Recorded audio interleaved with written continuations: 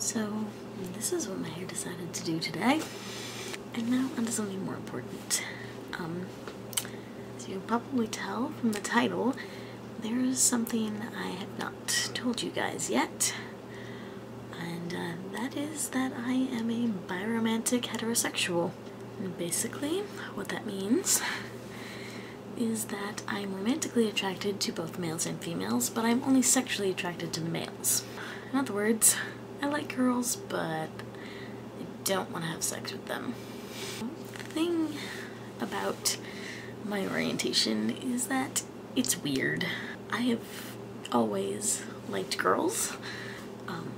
Like, I've always thought they were really pretty and really nice to be around. And growing up, I even contemplated kissing girls and wondering what that would be like. But whenever I thought about it, I was like, don't want to have sex with that. Vaginas are not for me. And so I kind of just sort of shrugged it off as just weird errant thoughts. Until last year, when I developed this really intense crush on a female friend. And I got really confused. And so I decided to not label myself. And so I was like, yeah, if I like somebody, I like them. I don't want to let labels define who I can like. But then I got really frustrated because I didn't know who I was. Until one day I saw this Tumblr post, which was in defense of shipping John Locke, which I do not do, but they mentioned something about John possibly being a biromantic heterosexual, and I'm like, huh, that's me.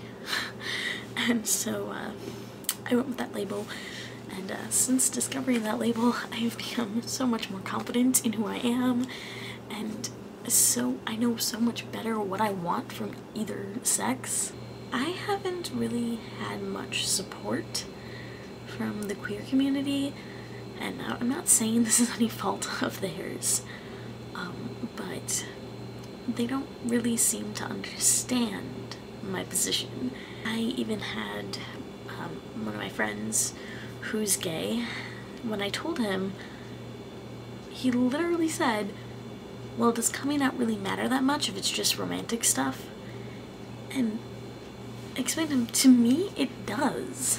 Like, it's part of who I am, and I want people to know that. I don't really see myself marrying a woman, mostly because I want to have babies of my own, and in vitro is expensive. This is why the #1 cause of babies is sex. And while I do think that I could have an asexual relationship, I don't think anybody else, unless they were an asexual, would want one. And I don't really know many asexuals, let alone ones in my area that would easily form a relationship with me. And so I'm kind of resigned to the fact that I'm probably never going to have a relationship with a female. And that's not saying I don't want one. And if the opportunity arose, I would take it if I cared about the person. Because I'm not going to let their genitals deter me from a romantic attachment.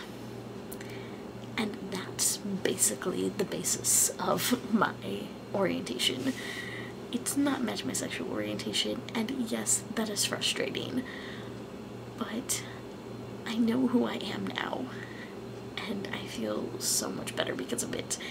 And I'm glad that you guys know now too. I will see you guys tomorrow. Bye. This is my end screen, and this is my end screen song. Yeah!